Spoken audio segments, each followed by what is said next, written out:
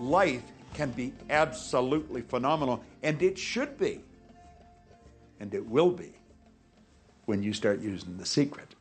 It's easy. The aspiration fear. It takes you for granted.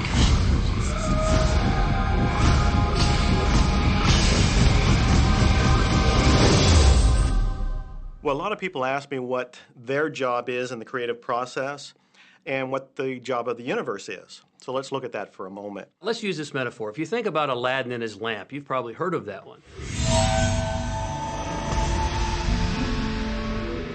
I mean, Aladdin picks up the lamp, and he dusts it off, and out pops the genie.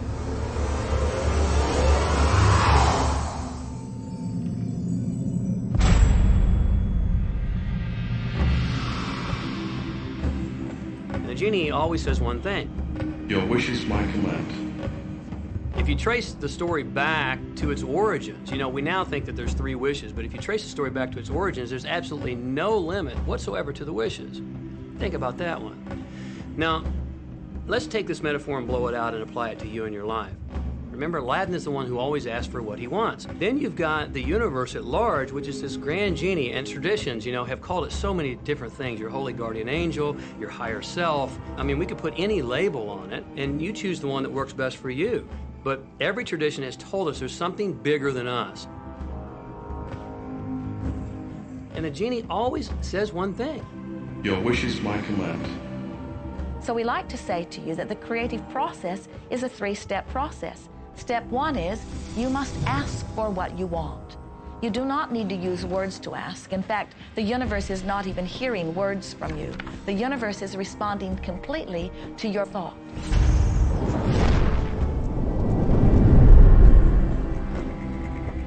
What do you really want?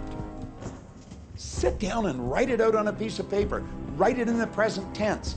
You might begin by writing, I am so happy and grateful now that, and then explain how you want your life to be in every area. And this is really fun. This is like having the universe as your catalog, and you flip through it and you go, well, I'd like to have this experience, and I'd like to have that product, and I'd like to have a person like that. It is you just placing your order with the universe. It's really that easy. The second step is answer, an answer to what you're asking. And that is not your work in your physical form. The universe will do that step for you. All of the universal forces are responding to the thoughts that you have set into motion. Your wish is my command. And the universe will start to rearrange itself to make it happen for you. Most of us have never allowed ourselves to want what we truly want because we can't see how it's going to manifest. If you do just a little research, it is going to become evident to you that anyone that ever accomplished anything did not know how they were going to do it. They only knew they were going to do it. You don't need to know how it's going to come about. You don't need to know how the universe will rearrange itself. You don't know how. It'll be shown to you. You will attract the way. So then our friends say, something must be going terribly wrong because I know I am asking, so where's my stuff? And we say, you are asking. You are completing step 1. You can't help but do that. The universe is answering every time, no exception. But there is another step that you must understand, and it is called step 3, which is the receiving step, which means you must bring yourself into alignment with what you're asking for. When you're in alignment with what you want, you feel wonderful. That's what enthusiasm is. That's what joy is. That's what appreciation is. That's what that feeling of passion is. But when you are feeling despair or fear or anger, those are strong indicators that you are not right now in alignment with what you're asking for.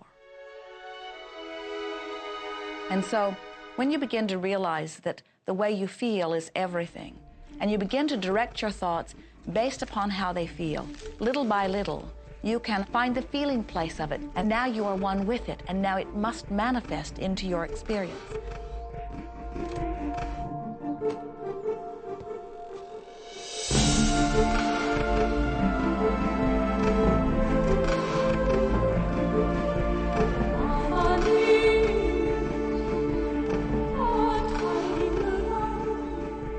And when you turn that fantasy into a fact, you're in the position to build bigger and better fantasies. And that, my friend, is the creative process. So the law of attraction, the study and practice of the law of attraction is just figuring out what will help you generate the feelings of having it now. Go test drive that car. Go shop for that home. Get in the house. Do whatever you have to do to generate the feelings of having it now and remember them. Whatever you can do to do that will help you to literally attract it. It could be you wake up and it's just there, it's manifest. Or you might get some inspired idea of some action to take. You certainly shouldn't be going, well, I could do it this way, but man, I would hate that, because you're not on the right track if that's the case.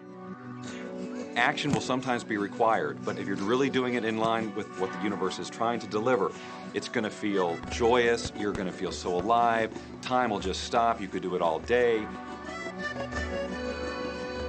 The universe likes speed. Don't delay, don't second guess, don't doubt. When the opportunity's there, when the impulse is there, when the intuitive nudge from within is there, act. That's your job. And that's all you have to do. You will attract everything that you require. If it's money you need, you'll attract it. If it's people you need, you'll attract it. If it's a certain book you need, you'll attract it. You've got to pay attention to what you're attracted to. Because as you hold images of what you want, you're going to be attracted to things and they're going to be attracted to you. But it literally moves into physical reality with and through you. And it does that by law. You can start with nothing. And out of nothing and out of no way, a way will be made.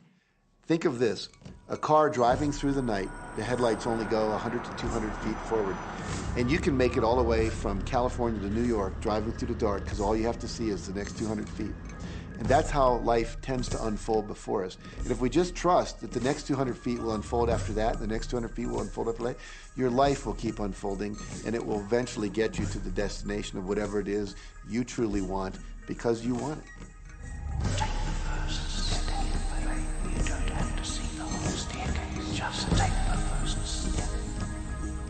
Well, another thing people wonder about is how long is this going to take? How long will it take to manifest the car, the relationship, the money, whatever it happens to be? Well, I don't have any rule book that says it's going to take you 30 minutes or 3 days or 30 days.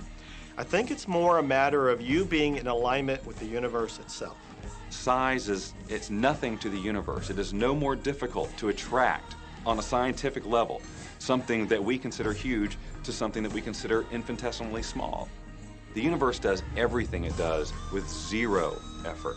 Grass doesn't strain to grow. It's effortless. It's just this great design. It's all about what's going on up here. It's about what we put in place, saying this is big, it's going to take some time. This is small, oh, I'll give it an hour. You know, those are our rules that we define. There are no rules according to the universe. You provide the feelings of having it now, it will respond. Some people have an easier time with little things, and so we sometimes say, well, start with something small, like a cup of coffee. Make it your intention to attract a cup of coffee today. Hold an image of talking to an old friend that you haven't seen for a long time. Somehow or another, somebody's going to start talking to you about that person. That person's going to phone you or you'll get a letter from them. People are amazed how that I line up car parks, and I've done this right from when I first understood the secret. I would visualize a car space exactly where I want it, and 95% of the time it would be there for me, and I'd just pull straight in. 5% of the time I'd have to wait just a minute or two, and the person would pull out and I'd pull in. So I do that all the time.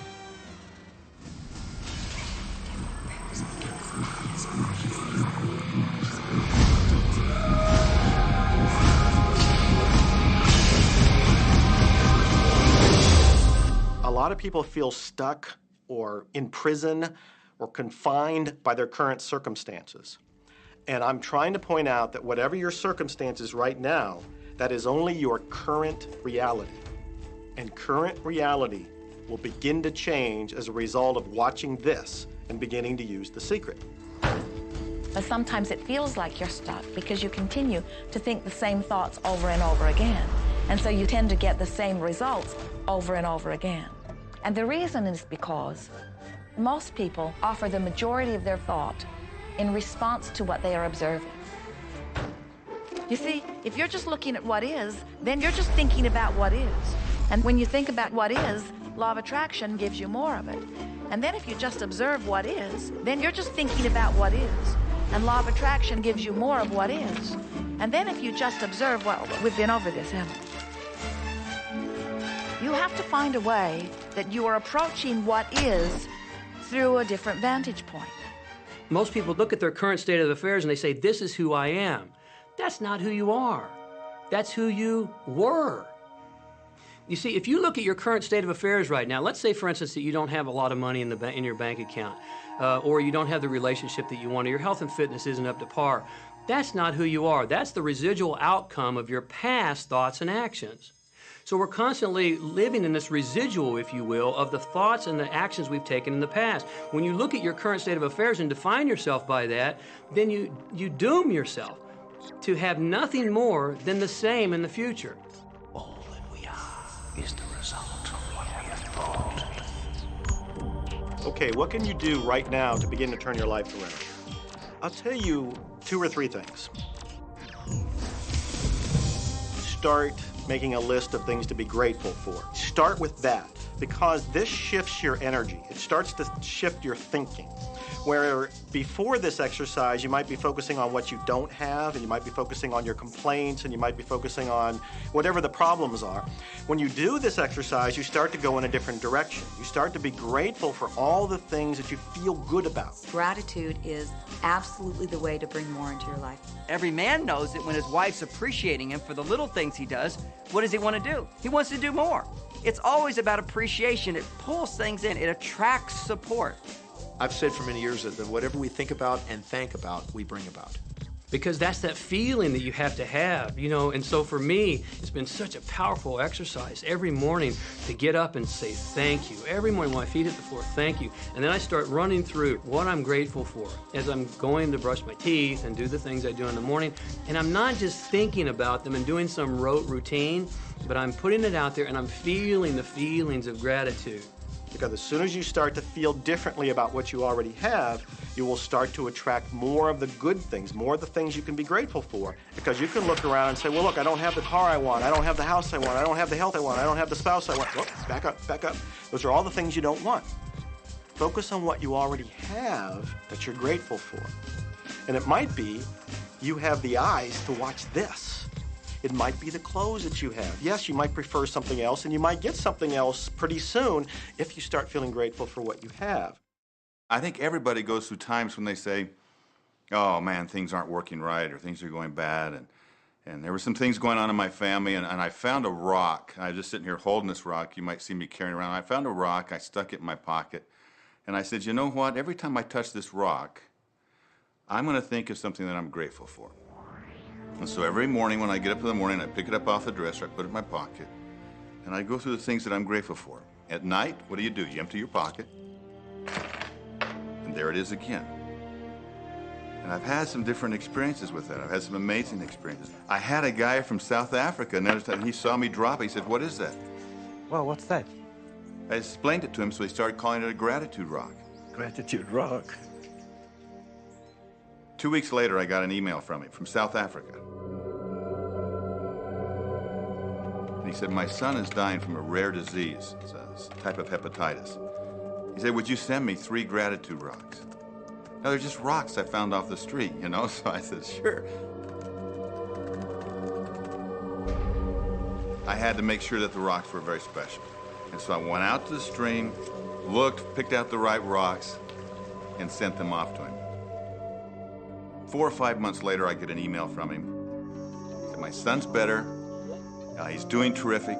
And he said, but you need to know something. He says, we've sold over 1,000 rocks at $10 a piece as gratitude rocks, and we've raised all this money for charity. Thank you very much. And so it's very important to be in an attitude of gratitude, as I call it. Another thing that I would suggest that you do right now to turn your life around, and this is so huge that I can't find the words to describe just how powerful this can be for you.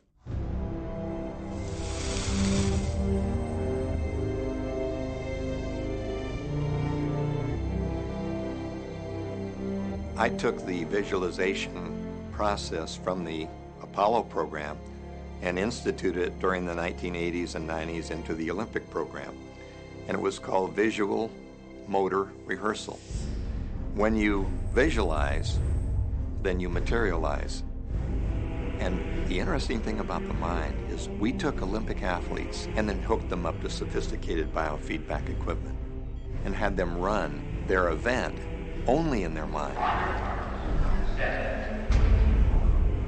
Incredibly, the same muscles fired in the same sequence when they were running the race in their mind as when they were running it on the track. How could this be? Because the mind can't distinguish whether you're really doing it or whether it's just a practice. I think if you've been there in the mind, you'll go there in the body. When you're visualizing, when you've got that picture playing out in your mind, always and only dwell upon the end result.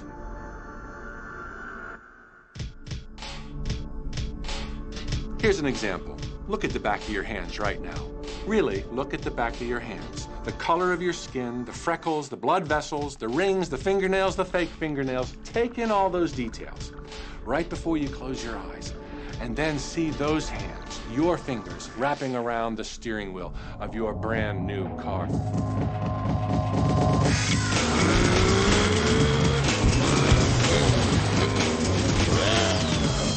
This is such a holographic experience, so real in this moment, that you don't even feel like you need the car because it feels like you already have it. It's the feeling that really creates the attraction, not just the picture or the thought. And I think for a lot of people, they think, well, if I think positive thoughts, or if I visualize having what I want, that'll be enough.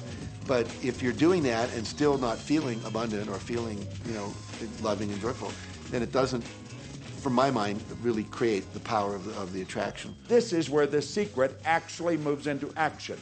You put yourself in the feeling place of really being in that car, not, oh, I wish I could get that car, or someday I'll have that car, because that's a very definite feeling associated with that. It's not in the now, it's not, it's in the future. If you stay in that feeling, it will always be in the future. Feel the joy, feel the happiness, no matter how silly it seems in that dark and quiet room, and you're going, woohoo, do it. A lot of people will say, come on, do I have to do that? How bad do you want change?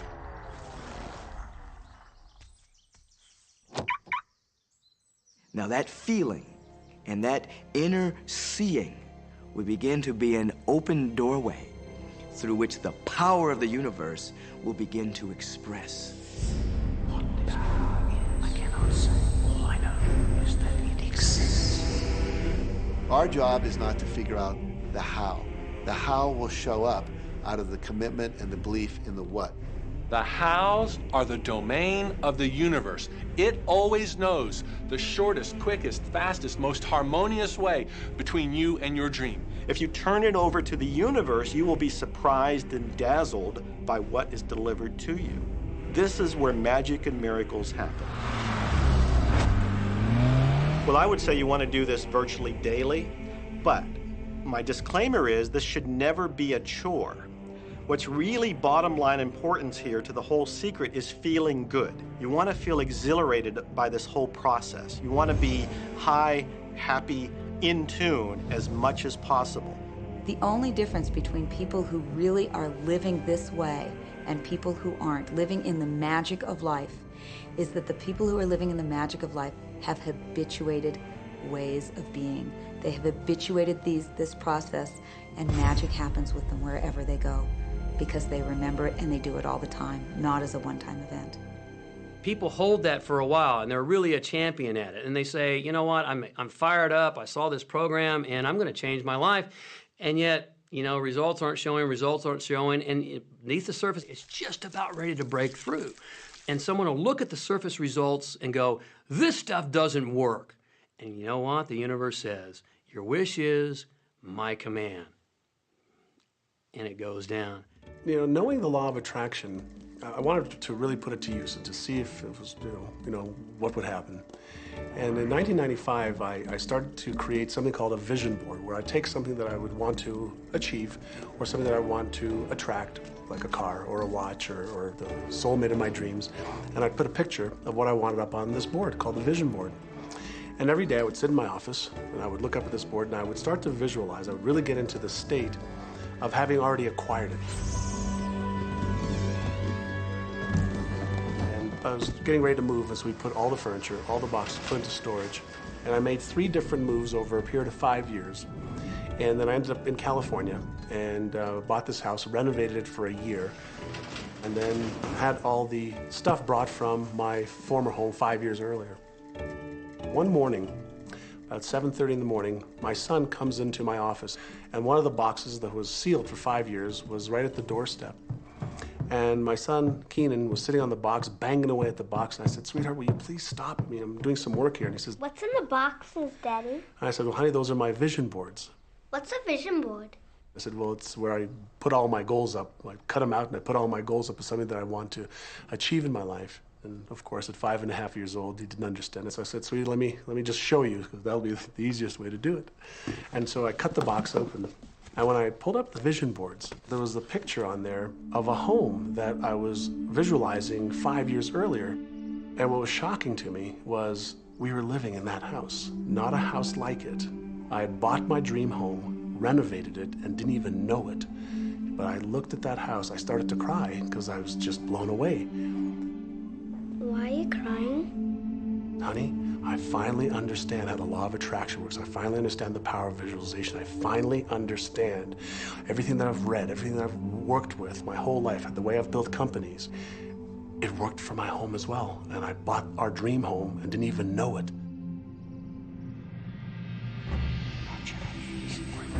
It is the breathing of life's common attraction. Decide what you want. Believe you can have it. Believe you deserve it. Believe it's possible for you. And then close your eyes